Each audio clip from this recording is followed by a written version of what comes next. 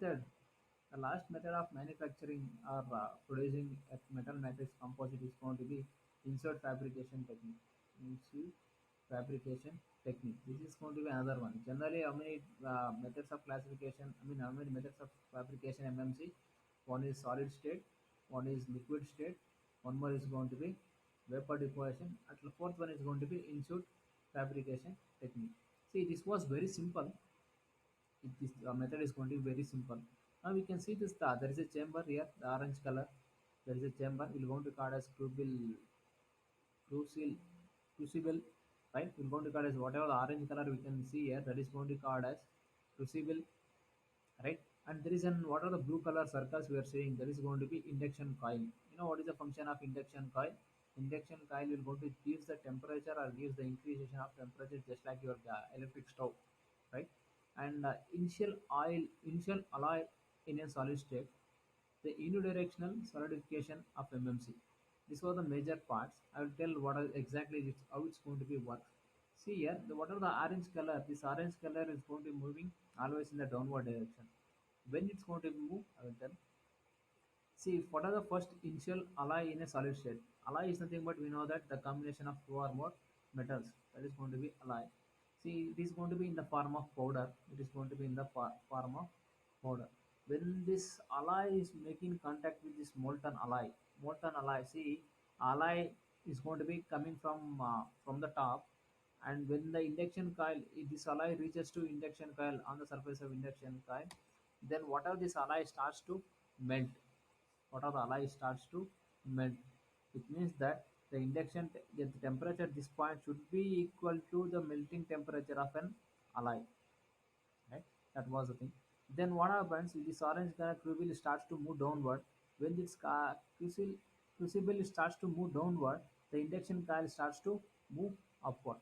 The orange color, which is going to be in a rectangle shape, it starts to move downward.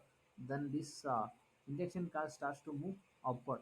Meanwhile, this may happen that there's resolidification in the unidirectional form and remelting at this portion and resolidification taken place in the unidirection thing. See, that's what unidirectional is, solidified MMC.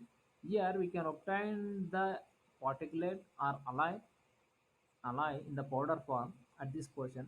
After that, we can obtain at a continuous fiber. That was a major beautiful thing of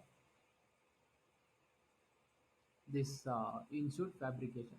Now we can see here alloy is going to be epiphytic composition.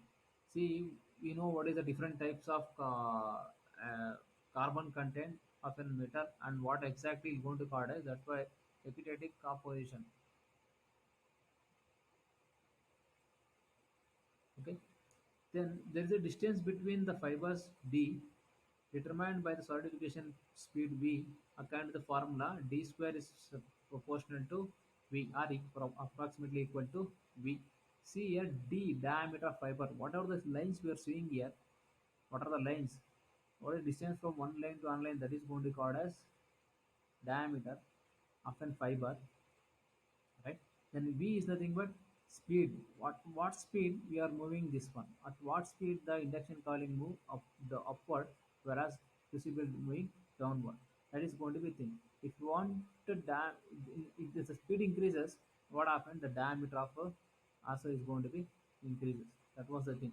Then which means nothing but if you want to get an very smaller diameter of an fiber, the velocity or speed of a movement is going to be should be less. That was the working. The working is very simple, and what are the powder form or what are the liquid alloy form with particulate form that has to be converted into an continuous one. This method is going to be very suitable one. This was the working of an in-suit fabrication technique. Then what are the advantages of this one? Advantages are very simple. See, synthesized particles and fibers are smaller than those in a materials which are separate fabrication. Right? That was the other thing. The fine particles provided better strengthening effect. See, and here also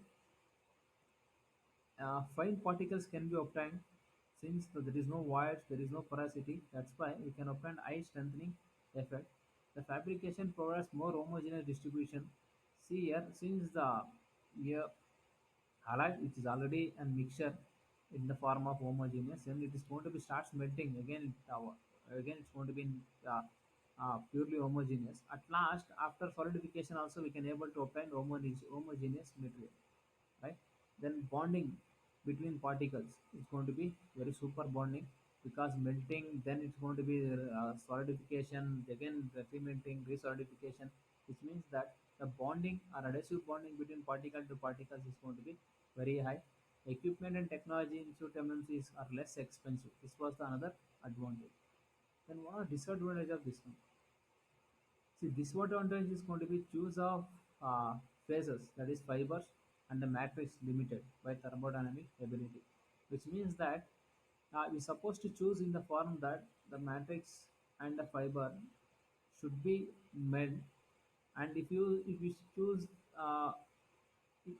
the fiber and matrix should be relatively in a melting point because the conducting in the conduction of here, let me show. In the conduction coil, if the conduction coil is generating some amount of temperature at this portion, if the matrix is going to be less thermal, matrix is going to be less melting point, the matrix material starts to melt, whereas fiber is going to reinforcement is very high melting point. For this temperature the fiber cannot melt, which means that the selection of fiber, the reinforcement, and the matrix should be in a care that should melt and uniformly at this state. That was the major thing, and that the selection is going to be very difficult. Size of phase particles determined by certification condition. See, as I'm told that at this portion we can able to develop the required size, right? At this portion, if you are able to develop the required size, that is going to be very difficult to designing of this one, that is maintaining v and maintaining d is very difficult this portion. That was the disadvantage of